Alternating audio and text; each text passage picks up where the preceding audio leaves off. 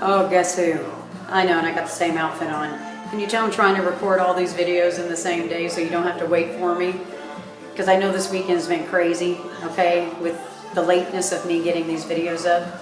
But then again, I haven't seen a whole lot of posting going on, so who knows, you guys maybe are pulling them up a day later anyway. I don't know. I'm not going to speculate.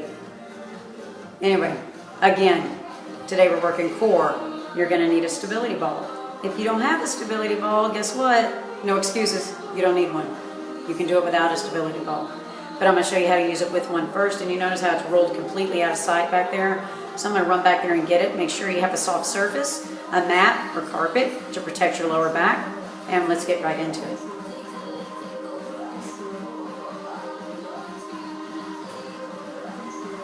Alright.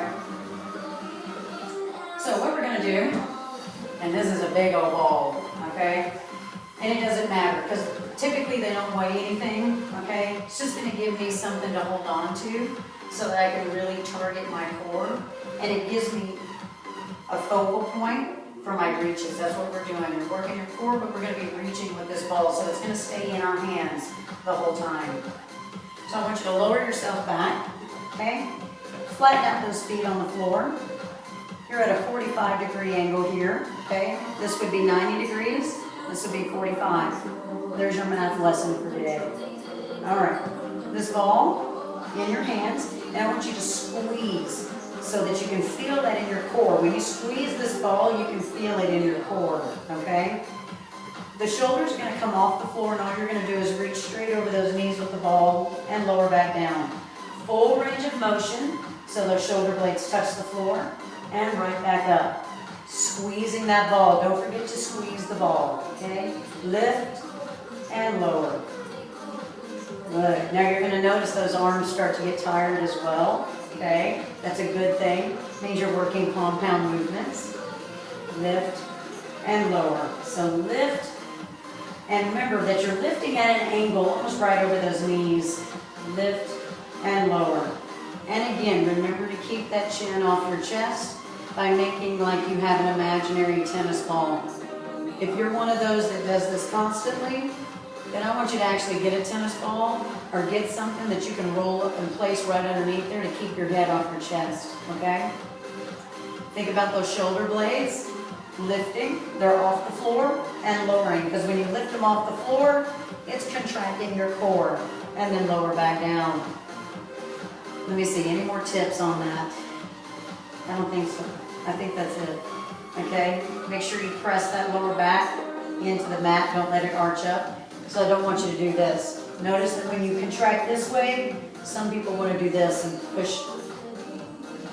See how I can get my hand underneath my lower back? No. Keep it flat so that core is contracted the entire time. Lift and lower.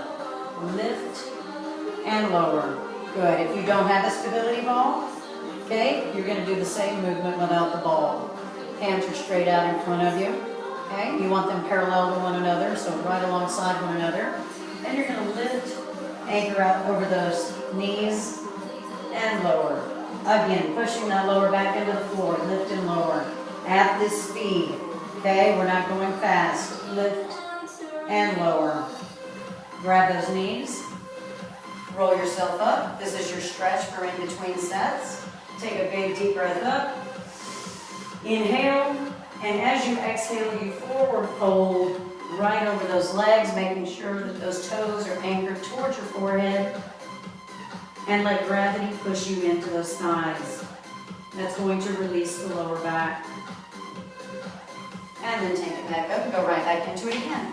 Your sets today, because this is a tiny range of motion, not a great range of motion, I want you to aim for 25 to 30, and you're going to do it 3 times. So that's close to 100 crunches that you're going to be doing.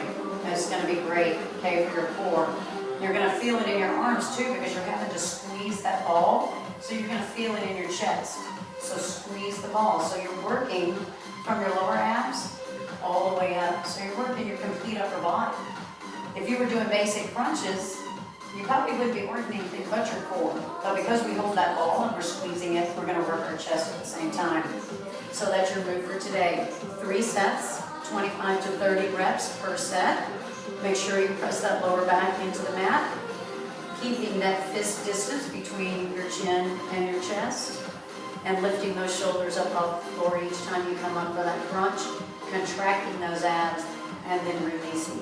All right? That's it for today, and of course I gotta crawl over and shut it off, so feel free to shut me off before you have to watch me do the ungraceful crawl. See you guys tomorrow.